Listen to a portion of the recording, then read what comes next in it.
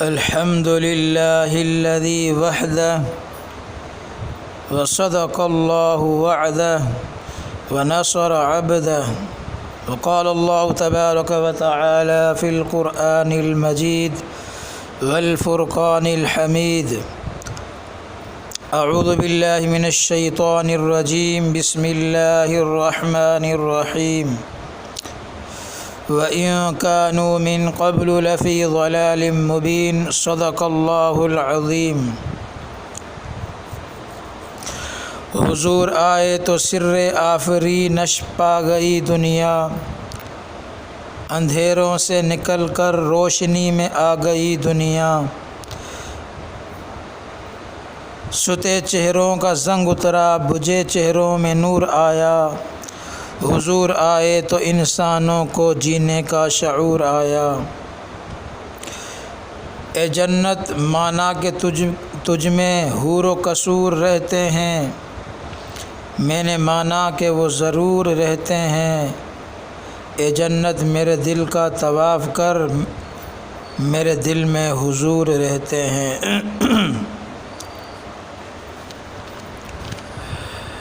ربیع الاول کے حوالے سے حضور صلی اللہ علیہ وسلم کا تذکرہ کرنا اپنے لیے باعث سعادت سمجھتا ہوں۔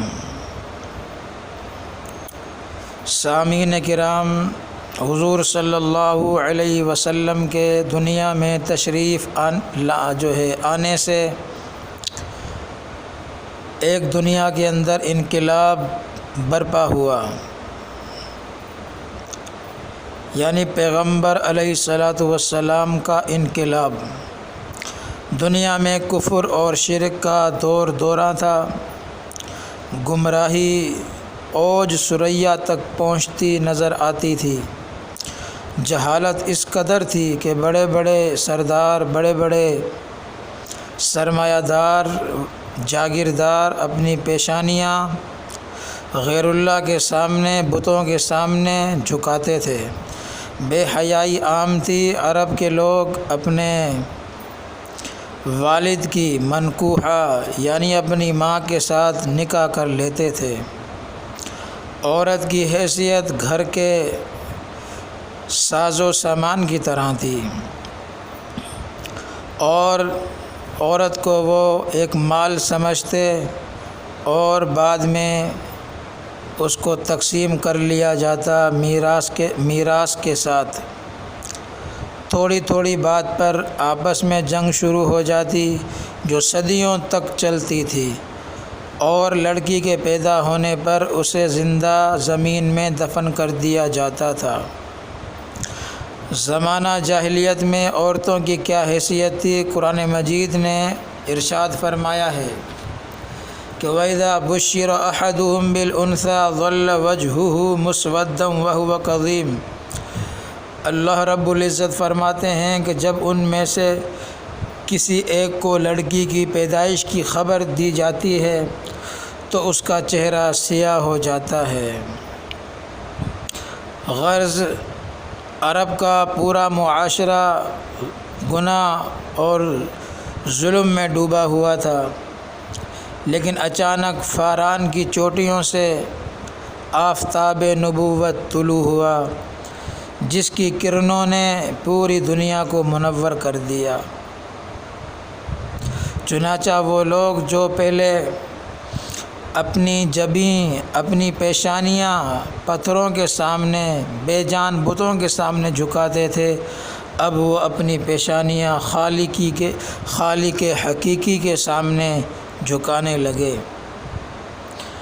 اور جو قومی لڑائیاں تھیں، لسانی تعصبات کی بنا پر صدیوں سے آپس میں لڑتے تھے، وہ لڑائیاں ختم ہو گئی، اور آپ صلی اللہ علیہ وسلم نے آ کر ان کو لا الہ الا اللہ کے مقدس رشتے کی وجہ سے آپس میں بھائی بھائی قرار دے دیا۔ گرامی قدر حضور صلی اللہ علیہ وسلم نے صحابہ کرام کے درمیان ایسا بھائی چارہ قائم کیا آپس میں ایک دوسرے کو محبت کی نگاہ سے دیکھنے لگے، وہی لوگ جو جاہلیت میں معمولی باتوں پر لڑنے اور مرنے کو تیار ہو جاتے، ایک دوسرے کا گلا کاٹنے کے لیے تیار ہو جاتے، پھر دنیا کے اندر دیکھا کہ حضور صلی اللہ علیہ وسلم کے انقلاب کی برکت سے وہی لوگ آپس میں ایسے بھائی بن گئے کہ ایک دوسرے کی جان لینے والے، ایک دوسرے پر جان قربان کرنے والے بن گئے۔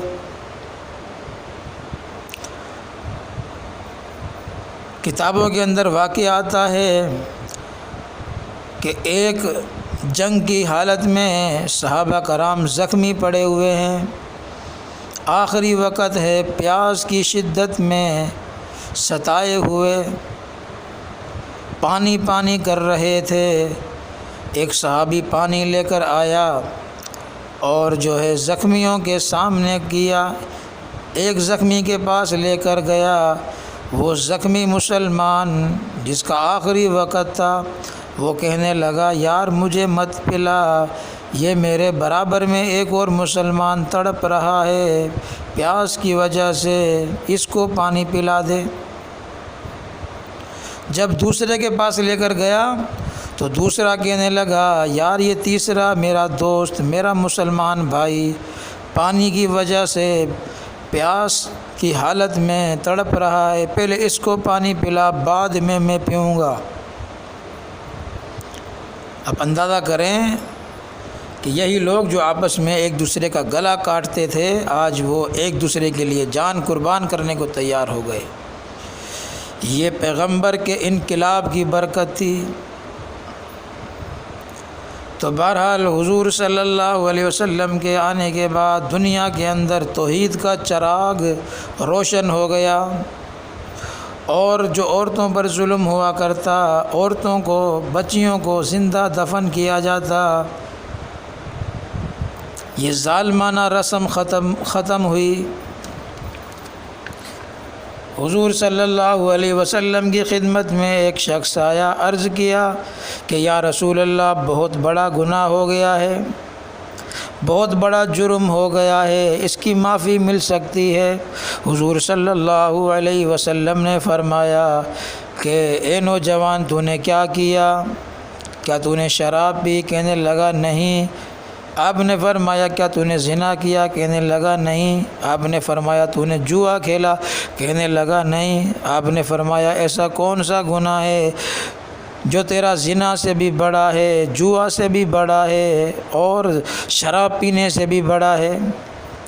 وہ کہنے لگا کہ یا رسول اللہ صلی اللہ علیہ وسلم، میں ابو جہل کا پیروکار تھا، ابو جہل کا ماننے والا تھا، میں بھی مکے میں رہا کرتا تھا، میری شادی ہو گئی، شادی کے کافی سال گزر گئے لیکن ہمارے یہاں اولاد نہیں ہوئی۔ بڑے سالوں کے بعد اللہ تبارک و تعالی نے ہمیں ایک بیٹی عطا فرمائی۔ میری بیوی کہنے لگی یہ بچہ ہمارا پہلا ہے، لڑکی ہے، لیکن ہم اسے دفن نہیں کریں گے کیونکہ پہلا بچہ ہے ہمارا، اللہ نے ہمیں بڑی امیدوں کے بعد عطا کیا ہے، لہٰذا ہم اس کو دفن نہیں کریں گے۔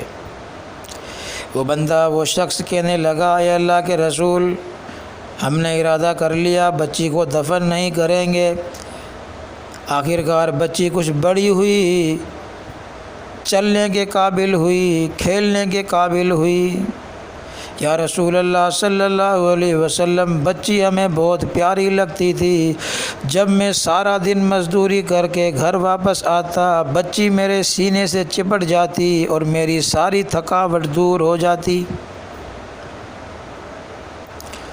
کہنے لگا یا رسول اللہ صلی اللہ علیہ وسلم، ایک دن مکے کے چوک میں ابو جہل نے میرا گریبان پکڑ لیا اور ابو جہل کہنے لگا کہ ہم نے سنا ہے تمہارے گھر میں ایک بچی پیدا ہوئی ہے، اگر تو اسے دفن نہیں کرے گا تو ہماری پولیس آ کر اسے دفن کر دے گی۔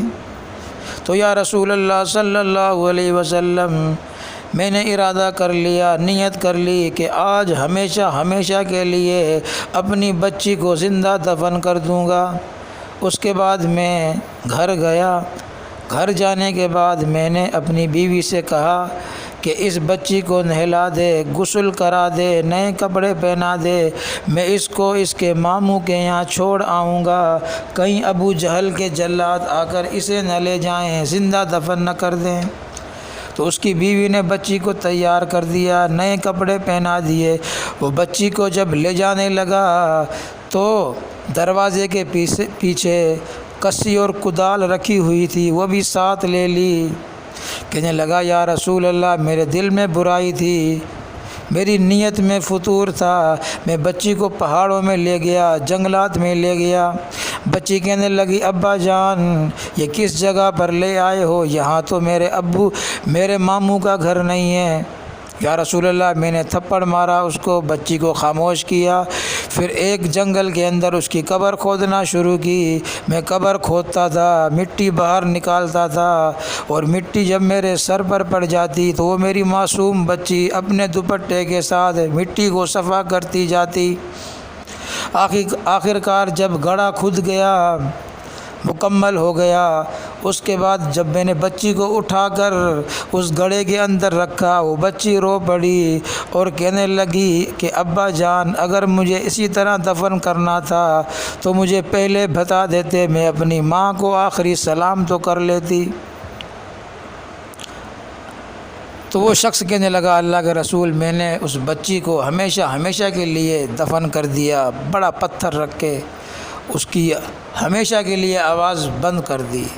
یا رسول اللہ صلی اللہ علیہ وسلم، آج 40 دن ہو گئے، رات کو نیند نہیں آتی، وہ بچی خواب میں آتی ہے اور مجھے کہتی ہے ابا جان قیامت کا دن ہوگا، اللہ کی عدالت ہوگی، رسول اللہ موجود ہوں گے، میرا ہاتھ ہوگا، تیرا گریبان ہوگا۔ اللہ کے رسول نیند نہیں آ رہی، آپ کے پاس آیا ہوں، اتنا بڑا گناہ ہو گیا ہے۔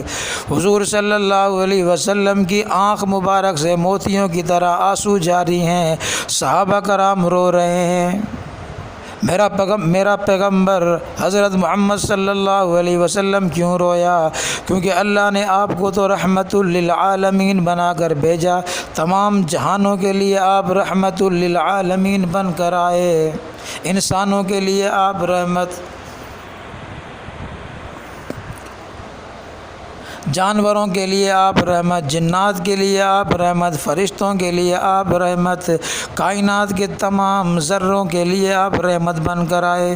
اس لیے اللہ تبارک و تعالی نے قرآن مجید میں فرمایا وَمَا أَرْسَلْنَاكَ إِلَّا رَحْمَةً لِلْعَالَمِينَ، کہ پیغمبر ہم نے آپ کو تمام جہانوں کے لیے رحمت للعالمین بنا کر بھیجا ہے۔ حضور صلی اللہ علیہ وسلم رو رہے ہیں۔ حضور نے فرمایا اے نوجوان، تو نے بڑا ظلم کیا، بڑا جرم کیا، جب وہ بچی روتی تھی تو نے ہاتھ کیوں نہیں روکا، جب وہ بچی چیختی تھی تو نے ہاتھ کیوں نہیں روکا؟ لیکن سن اے نوجوان، کان کھول کر میری بات، تو نے یہ گناہ کیا ضرور ہے، لیکن میں دنیا کے اندر اتنی بڑی رحمت لے کر آیا ہوں، اگر آج تو سچے دل کے ساتھ اللہ کی بارگاہ میں توبہ کر لے گا اور میرا کلمہ پڑھ لے گا تو اللہ تبارک و تعالی تیرے اس گناہ کو معاف فرما دے گا۔ توبہ کر لے سچے دل کے ساتھ، اللہ اس گناہ کو معاف فرما دے گا۔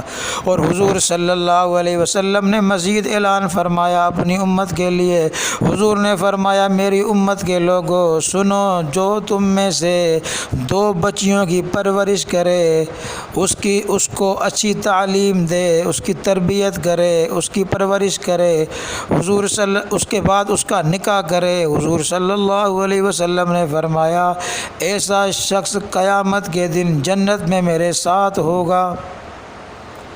تو یہ تھا حضور صلی اللہ علیہ وسلم کا انقلاب، آپ کی رحمت کہ دنیا میں آنے کے بعد لوگوں نے جو ہے اپنے آپ کو تبدیل کیا اور جہالت کی جو رسومات تھی، جہالت کی جو برائیاں تھیں ان سے توبہ تائب ہوئے۔ لہذا ہمیں بھی چاہیے کہ ہم حضور صلی اللہ علیہ وسلم کی تعلیمات پر عمل کریں۔